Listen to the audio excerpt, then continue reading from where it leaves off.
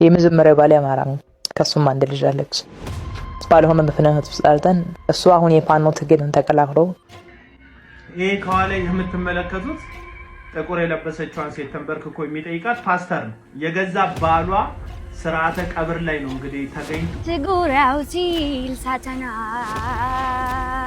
ነው ሲሊያኒ ጀግና ወልቁ ሳይሆን ሱዳን ውስጥ በሚፈጸማቸው እጅግ ዘግናኝ የሚባሉ ተግባሮች ሰይጣንን ያስንቃል የሚባለው አቡሉሉ በዛሬው በቁጥጥር ስር መዋሉን ተሰማ። ያስቀመጣችሁም የተቀመጣችሁም ኃጢአት እየሰራችሁ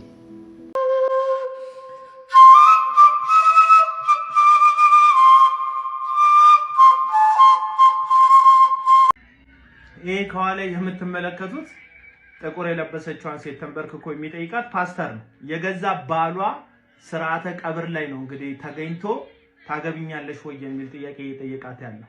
ይህንን ሲፈጽም እንደምትመለከቱት አስክሬኑ እንኳን ግብአተ መሬቱ አልተፈጸመም።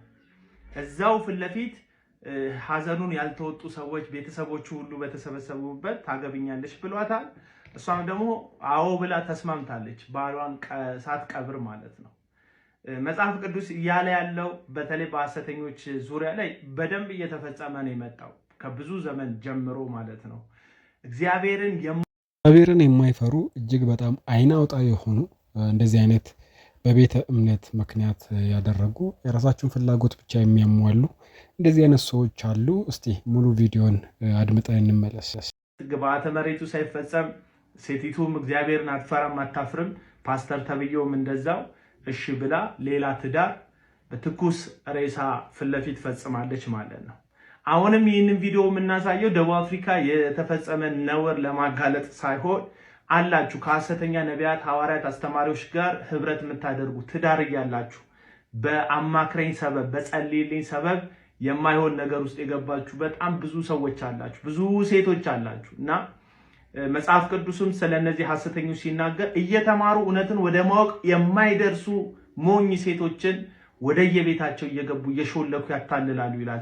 አንደኛ የሚታለሉት በዚህ በሐሰት አገልግሎት ዘርፍ ጥብቅናም የሚቆሙት ሴቶች እንደሆነ ይህ ሰው እንግዲህ እግዚአብሔር አገልጋይ ወይም ደግሞ ፓስተር ነኝ ብሎ ነው ራሱን የሚያስበው። ነገር ግን ሰሞኑን ያደረገው ነገር እጅግ መነጋገሪያ ሆኖ ስላገኘሁት ለእናንተ አደረስኳችሁ። እስቲ ቀጥሎ ያሉ የተለያዩ ሀሳቦች አሉ። ከነዛ መካከል የመጀመሪያው ቪዲዮ እንመልከትና እኛም ሀሳብ እንሰጥበት። እንዲከፍል ኢህአፓ ጠየቀ። ፓርቲው በመግለጫው ምዕመኑ ላይ የተፈጸመውን ግድያና አካላዊ ጉዳት አውግዞ መንግስት ተጠያቂነቱን እንዲያምንና ወንጀሉን የፈጸሙት አካላት በአስቸኳይ ለፍርድ እንዲቀርቡም አሳስበዋል። ለደረሰው ግድያና አካላዊ ጉዳት የተሰማውን ሐዘን የገለጸው ፓርቲው መንግስት ይቅርታ እንዲጠይቅና አስፈላጊ ያለውን ካሳ ለሚመለከታቸው ሁሉ እንዲከፍልም ጠይቋል። የፓርቲው መግለጫ ሲቀጥል ጉዳት ከደረሰባቸው ባለፈም የእምነቱ ተከታዮች የእስልምና ተከታዮች ላይ ለደረሱ ጉዳቶች በተመሳሳይ ይቅርታ እንዲጠይቅም አሳስበዋል።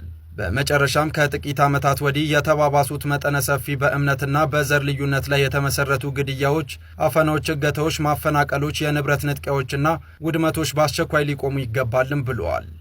እጅግ የሚያስገርመው ጉዳይ ደግሞ ምንድነው? እንግዲህ መንግስት ካሳ እንዲከፍል ይጠየቅ እንጂ መንግስት ይሄ ነገር መደረጉንም እስካሁን ድረስ አላመነም። ምክንያቱም የአርሲ ዞን ከንቲባ ወይም ደግሞ አስተዳደር የነበሩት ግለሰብ ነገሩ አልተፈጸመም፣ ውሸት ነው፣ የውሸት መረጃ ነው እስከ ማለት ደርሶ ነበረ። እስቲ ይህንን አድምጠን እንመለስና ቀጣዮቹን ጉዳዮች እንመለከታለን። ገደሉ እነዚያ ንጹሃን ኦርቶዶክሳውያን ስለ ሃይማኖታቸው ብቻ ኦርቶዶክሲያን ስለሆኑ ብቻ ማይተብ ስላንጠለጠሉ ብቻ ምንም ባላጠፉት በግፍ ለተገደሉ በግፍ ሰማዕት ለሆኑት ለነዚያ እህት ወንድሞችና አባቶቻችን እግዚአብሔር አምላክ ከነሱ የሰማዕትነት በረከትን ለኛ ያድለን። እነሱንም ደግሞ እግዚአብሔር አምላክ ፍሬና ክብር ከሚሰጣቸው ከነዚያ ደጋግ ሰማዕታት ጎን ያስቀምጥልን። ለቤተሰቦችም መጽናናትንና ብርታቱን ያድልልን። እውነት ለመናገር የሰማዕታትን ጉዳይ ሳነሳ በጣም ይደንቀኛል። ሁልጊዜ በዓለም ላይ ኦርቶዶክሳዊነትን ማጥፋት ከፈለግ ከኦርቶዶክሳዊነት በፊት ወይም ከልጆቹ በፊት መጀመሪያ አባትየውን ማጥፋት በቻላችሁ ነበር። ኦርቶዶክሳዊነትን ማጥፋት ከፈለግ መጀመሪያ የመሰረታትን ክርስቶስን ማጥፋት በቻልክ ነበር። ክርስቶስ በዓለም ላይ የማይጠፋ ዘላለማዊ አምላክ ነው። እኛ ልጆቹም የማንጠፋ ሕያዋን ልጆቹ ነን። ለዚህ ነው ኦርቶዶክሳዊነት ከዓለም የማይጠፋው። ለሚገሉ ኦርቶዶክሳዊነትን ካላጠፋን ብለው መከራቸውን ለሚበሉ ጉልበት ከሚጨርሱ ይምጡና ፍቅር ለምታስተምር ለዚች ኦርቶዶክሳዊት ቤተክርስቲያን በፍቅር ቢመለሱላት ምኞታችን ነው። ከዛ በዘለለ ግን የኛ የቤተክርስቲያን ጠባቂ የሆናችሁ አባቶቻችን እስካሁን እናንተን ነው የምንጠብቀው። አሁንም ጭራሽ ለእኛ ለልጆቻችሁ ጥብቅና ትቆማላችሁ ብለን ስንጠብቅ እንደውም እንዲነገር ጭምር እንኳን የማትፈልጉበት ዘመን ላይ ደርሰናል። እንደ አባት እንደ እረኛ መንጋውን ትጠብቁታላችሁ ብለን አባቶቻችን ናችሁና እናንተን ቀና ብለን ማየት አንችልም። ስለዚህ እናንተ ስለኛ ትዋቀሱልናላችሁ፣ ስለኛ ትከራከሩልናላችሁ፣ ስለኛ ዘብ ትቆሙልናላችሁ ብለን እየጠበቅን ነው። ግን የምናየው ነገር እንደዛ አልሆነም። እናንተ ላይ ለመናገር እንኳን አቅሙ የለንም። ምክንያቱም እኛም ሁላችን የራሳችን የቤት ስራችንን ስላልተወጣን። ግን ምንም ቢሆን እናንተ ከኛ ትበረታላችሁና አጠንክራችሁ አጠንክሩን፣ በርትታችሁ አበርቱን።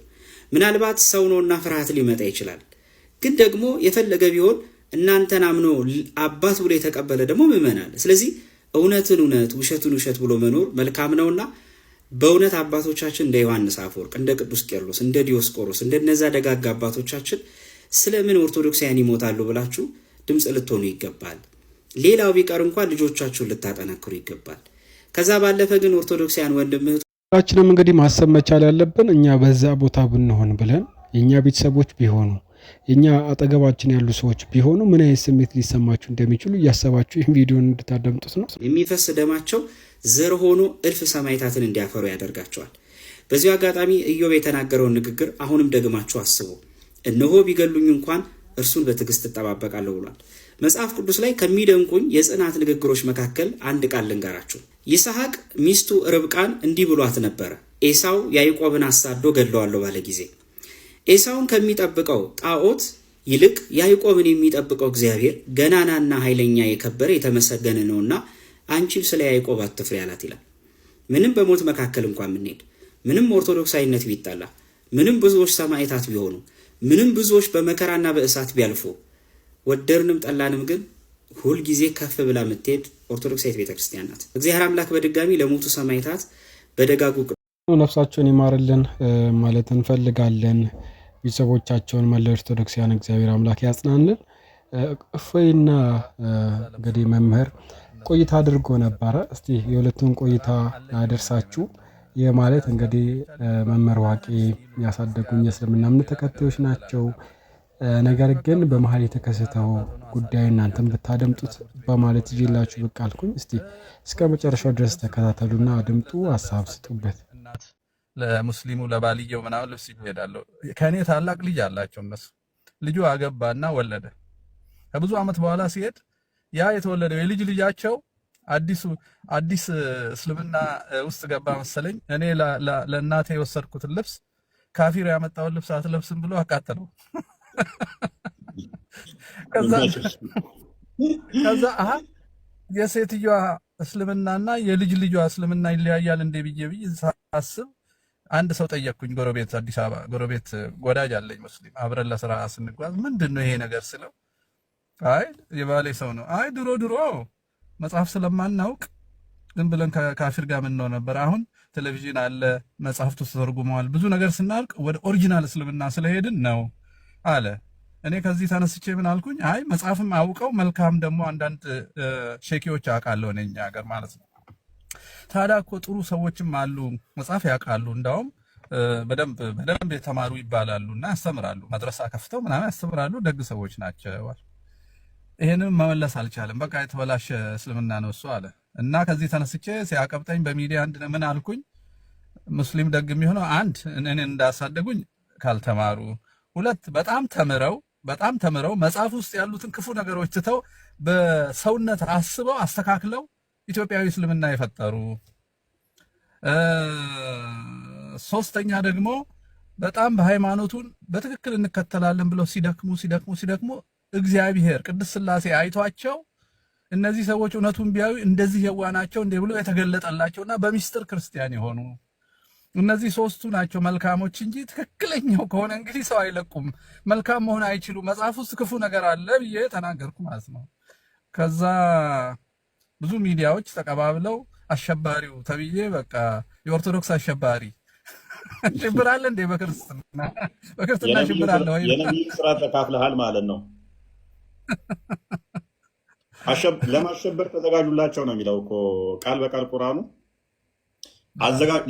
ለማታቋቸውም ለምታቋቸውም ገና ለማታቋቸው ተዘጋጁላቸው፣ ለምታሸብሩበት ፈረስና የጦር መሳሪያን አዘጋጁላቸው የሚለው ምን ለማድረግ ለማሸበር ቃል በቃል እንደዛ ነው የሚለው።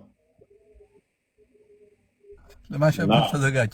እንግዲህ ጀነት የሚገቡት የሚያሸብሩት ናቸው ማለት ነው። ያ ለማሸበር የሚዘጋጅ ከሆነ አንድ ሰው እንግዲህ አሸብራለሁ ብሎ ከተዘጋጀ ከባድ ነው።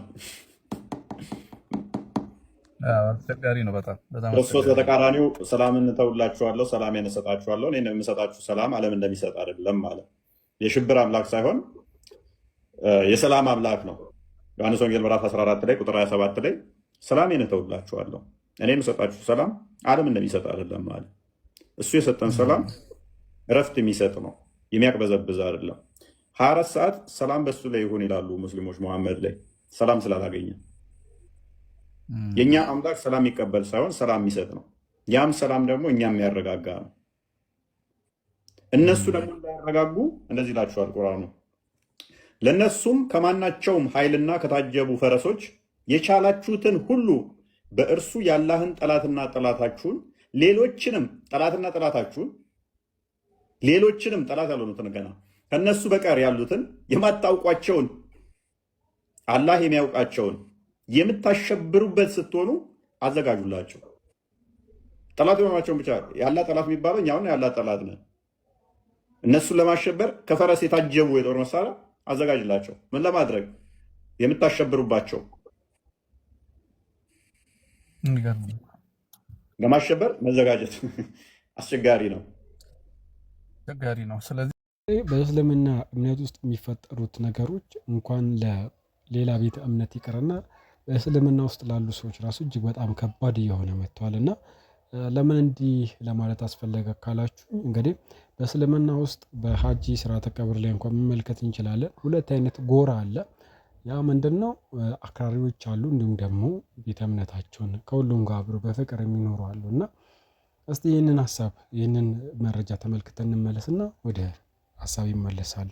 ሱዳን ውስጥ የሚንቀሳቀስ ማለትም በነፍስ የሚንቀሳቀስ ሴጣን ይሉታል። እንደምትመለከቱት በመልኩ ሳይሆን ሱዳን ውስጥ በሚፈጽማቸው እጅግ ዘግናኝ የሚባሉ ተግባሮች ሴጣንን ያስንቃል የሚባለው አቡሉሉ በዛሬው በቁጥጥር ስር መዋሉን ተሰምቷል። ገዳዩ ቲክቶከር ወይም ደግሞ ቲክቶክ ቡቸር የሚል ቅጽል ስም የተሰጠው አቡሉሉ እንደምትመለከቱት እንደታሰረም ተነግሯል። በመገናኛ ብዙሃን ዓለምን በድንጋጤ ያነዘዘውና የፈጸመውን በቀጥታ ሲያሰራጭ በነበረው ዘግናኝ ተግባር ቲክቶክ ቡቸር የሚል ቅጽል ስም የተገለጸው በሱዳኑ አርኤስኤፍ ውስጥ የብርጋዴር ጀነራል ማዕረግ የተሰጠው አልፋቲ አብደላ ኢድሪስ ወይም ደግሞ ኢሳ አቡሉሉ በቁጥጥር ስር መዋሉ እየተገለጸም ይገኛል። ከሁለት ቀናት በፊትም ኤልፋሼር ከተማን በውጊያ የተቆጣጠሩት በጀነራል መሐመድ አምዳን ዳጋሎ ወይም ደግሞ ኤሚቲ የሚመሩት ወታደሮች በከተማ ውስጥ አንዳች ትጥቅ ያልነበራቸውን ሲቪሊያን በተለይም ደግሞ ሆስፒታል ውስጥ አልጋ ላይ ያገኟቸውን 460 ህመምተኞችን ሳይቀር ጨፍጭፈዋል የተባለ ሲሆን በከተማዋ እየተዟዟሩ የመረሸንን ተግባር በግንባር ቀደምነት ሲፈጽም እንዲሁም ሲያስፈጽም ከነበሩ መሪዎች መካከል ቲክቶከሩ ጀነራል ኢሳ አቡሉሉ አንዱ ነው ተብሏል። በአርኤስኤፍ ተዋጊዎች በተለቀቁ ቪዲዮዎች ውስጥ ንጹሃንን ሲገል ወይም ደግሞ ግድያ ሲመራ የሚያሳዩ ምስሎችን በአሁኑ ሰዓት በከፍተኛ ሁኔታ በማህበራዊ ሚዲያ ላይ እየተበተኑ ይገኛሉ። ቪዲዮ ላይ አቡሉሉ በቁጥጥር ስር የዋለውን አንድ ግለሰብ እየለመኑ ቢሆንም እንኳን ምህረት የለኝም በማለት በጥይት ሲመታው ታይቷልም ተብሏል። እንግዲህ እንደሰማችሁት ነው። ይህ ሰው በምን አይነት ህግ እና በምን አይነት እርምጃ ሊወሰድበት እንደሚችል ለፍርድ እንኳን በጣም አስቸጋሪ የሆነ ጸያፍ ተግባርና ሰቅጣጭ የሆነ ጉዳቶችን ሲያደርስ ነው የቆየው። እንግዲህ አሁን ላይ በህግ ቁጥጥር ስር ውሏል ነው የሚለው። እንግዲህ በእስልምና ስም የሚታጠቁ የተለያዩ ታጣቂዎች የሚያደርሱት ጉዳት እጅግ በጣም ከፍተኛና ለዓለምም አሁን ስጋት በሆኑበት ሁኔታ ላይ ይገኛሉ። እስቲ ይህንን መረጃ አድምጡ። በተለይ የሚጥል ምናምን ህመም ያለባችሁ ሰዎች ይጠቅማችኋል። ይህንን መረጃ ላካፍላችሁ፣ አድምጡት። በመሳሰሉ ኬዞች ብቻ ኬዙ ብዙ ነው፣ ሊከሰት ይችላል። መፍትሄውም በሳይንሳዊ አካሄድ ወይ በህክምናው ብዙ መፍትሄ የለውም፣ በሳይንሳዊ ማለት ነው። እና አሁን እዚህ ጋር ትንሽዬ ታሪክ ልንገራችሁና አገራችን ውስጥ አንድ መፍትሄ ያላት እህት አለችን ከነ ምስክሩ ማለት ነው። እሱንም ልጨምርላችሁ። ኤፒሌፕሲ ወደ ማዳጋስካር ስትሄዱ አንድ ባኦባብ የሚባለው እዚህ ጋር የምታዩት ዛፍ ከሱ ላይ ኤክስትራክት የሚደረግ ዘይት ብቸኛ ፍቱን መድኃኒት ነው።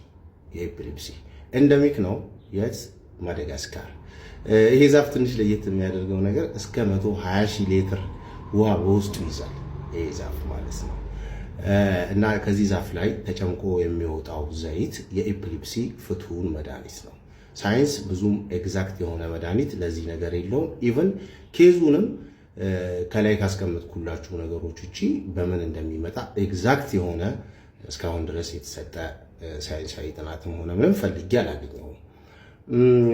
ሪም ትባላለች እህታችን ከ10 እስከ 20 የሚደርሱ ሰዎችን በኢፒሊፕሲና ይሄ ከጊዜ በኋላ ቅድም እንደነገርካችሁ በክትባት ኬዝ በምናምን ኬዝ ከጊዜ በኋላ የሚመጡ ኦቲዝሞች በነገራችን ላይ ቨርቹዋል ኦቲዝምም ይሄ የሞባይል ላይ ወይ አይፓድ የምትገዛው አባት ምናምን ቨርቹዋል ኦቲዝም የሚባልም አዲስ ነገር መጥቷል።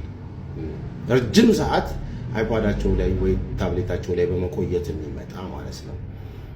የሪምን አድራሻ ከስራ አስቀምጥላችኋለሁ። ይሄ ችግር ያለባችሁ ወይ ደግሞ በዚህ ኬዝ የምትጠቁ ሰዎች ሪምን አናግሯት።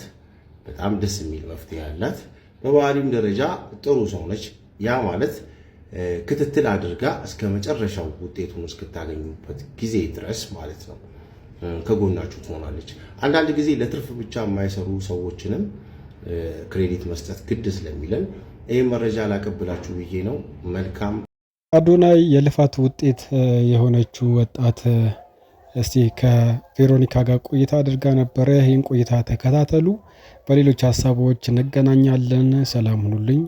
አምባ ስሻገር ወይኒ ካድማስ ላገኝህ ስንቱን ሳሲስ ሲያምርበት መስኩ ወደይ የት ገባ የኔስ ጉዳይ በአደባባይ ወይ ወይ በአደባባይ ወይ ወይ በአደባባይ ወይ ወይ አጣዋንተን መሳይ ሲያዝለሱ መታረቂያው ክራሩ ናት መደበቂያው ያዚማል ካፋፉ ሰሜን አርጎት ባፉ ዘለገለው መልከ ዘመን ቃላዋቂ የሚወደድ ካየጠራኝ ጉዳይ ናፍቆቱ በአደባባይ ወይ ወይ በአደባባይ ወይ ወይ በአደባባይ ወይ ወይ አጣዋንተን መሳይ